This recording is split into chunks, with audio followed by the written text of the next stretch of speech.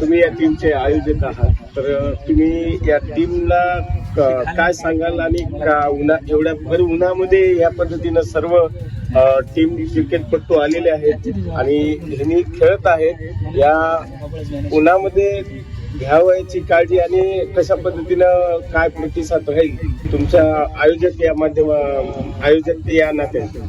खरं तर या ठिकाणी मी तत्पूर्वी सांगेल की छत्रपती संभाजी महाराज जयंती 14 मेला होती, तर त्या अनुषंगाने आम्ही छावा प्रीमियर लीग हा टुर्नामेंट आयोजित केलेला आहे आणि नांदेडच्या चांगल्या टीम्स या टुर्नामेंटमध्ये सहभागी झालेल्या आहेत. आणि तुम्ही म्हणल्याप्रमाणे उन्हाचा पारा फार मोठ्या प्रमाणात आहे, परंतु हे खेळाडू फिट आहेत. पण त्या उपरही जी घ्यायची काळजी असते, जसं आता डांगे साहेबांनी सांगितलं की ORS रेग्युलर घ्या, पाण्याचं जास्तीत जास्त पाणी पित राहा आणि जे काही ज्यूस आहे. आणि त्या ठिकाणी नंदू मिताली अकॅडमीचे जे कोच आहेत त्यांना पूर्ण फिटनेस विषयी अनुभव आहे आणि आमच्या टीम मध्ये देखील विठ्ठलांना पायनापले सर, कुंजाजी चौरे सर हे देखील आम्हाला आजच्या या आपल्या शरीर कसं रिफ्रेश राहील, तंदुरुस्त राहील आणि उन्हापासून आपला स्वतःचा कसा बचाव करण्यात येईल याच्यासाठी आम्हाला ते मार्गदर्शन करत राहतात. आणि हा उन्हाळा दिवस आहे, निश्चितच हे सामने पूर्ण मेच्या 31 तारखेपर्यंत चालणार आहेत, त्यामुळे आम्ही बाकीच्या सगळ्या गोष्टीची काळजी घेतो. जे 2 टीम नेमलेल्या आहेत त्या टीमचे काय नामावली आहे? आजचा जो मॅच आहे 6 टीम्स आहेत तशा टुर्नामेंटमध्ये, पण आज जो पहिला मॅच आहे 9वा लीग मॅच ते Mitali cricket academy versus Chhava tournament जे की आमचा आहे त्याचा मी कर्णधार आहे, तर यांच्यामध्ये आजचा हा सामना होणार आहे. सर्व टीमला शुभेच्छा देऊन या ठिकाणी काय उद्देश देण्याचा प्रयत्न करायला?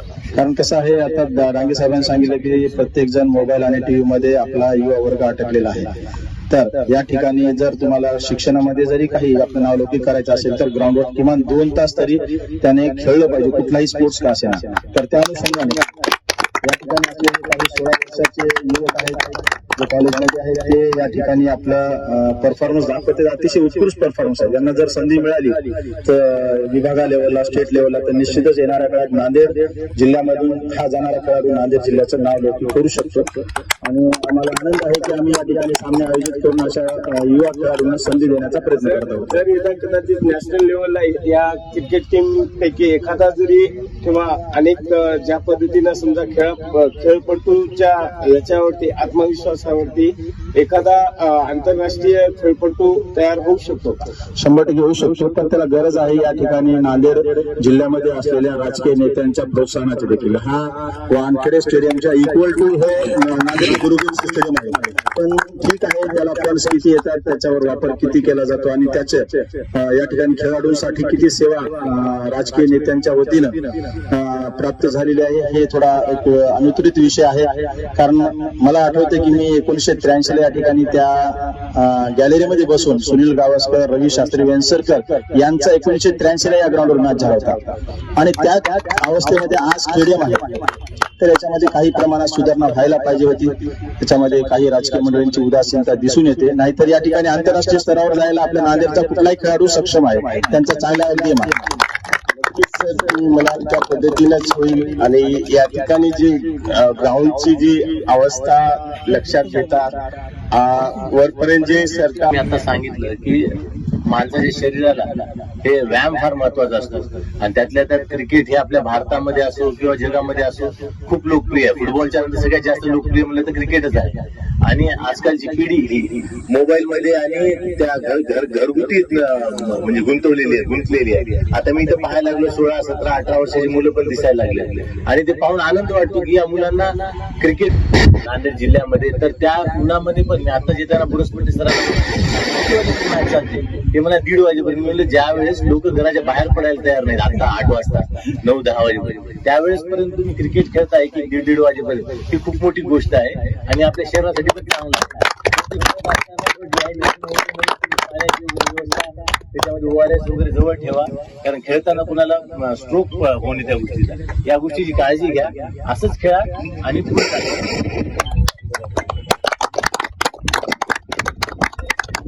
छावा. तर यामध्ये सर्वांनी सहकार्य केले. मोलाचं सहकार्य विठ्ठलाना रेड्डीचं आहे आणि या 31 तारखेला फायनल मॅच आहे. 6 टीम्स आहे, त्याच्यामध्ये प्रत्येक टीमनं प्रत्येकासोबत मॅच खेळायचा, म्हणजे प्रत्येक टीम 5 मॅच खेळेल. नंतर सेमीफायनल आणि फायनल.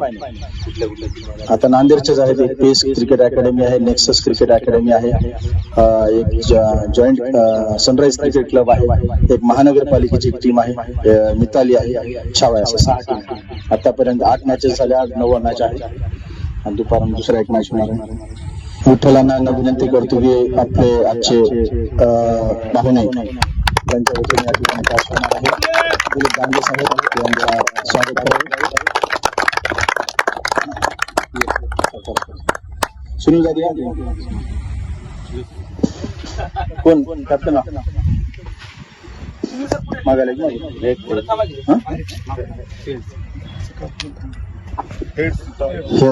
चला ओके. आम्ही मी या ठिकाणी दिलीप गांधी सरांना विनंती करतो की आपण आपल्या या ठिकाणी मला थोडक्यात मला व्यक्त करावं.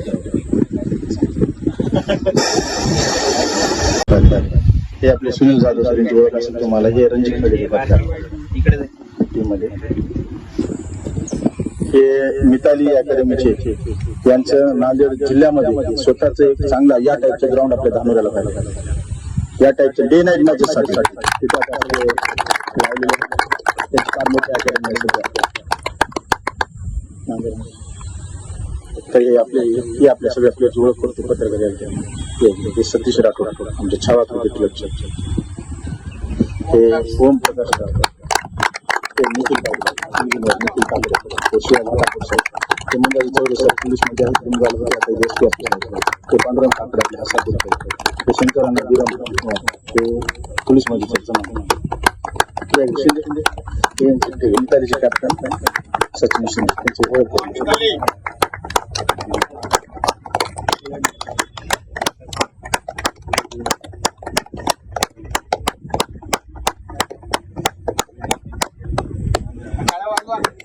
आणि नंदू सर मिताली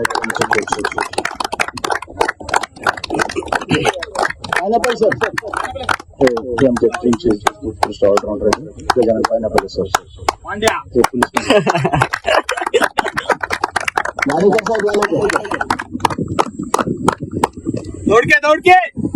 आपला डॉक्टर आहे का?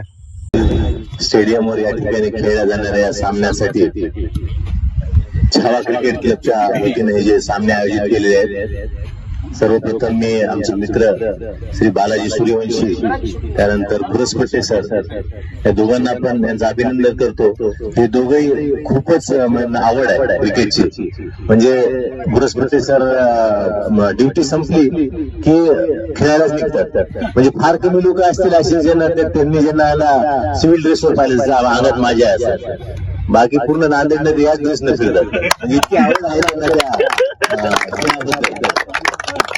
आणि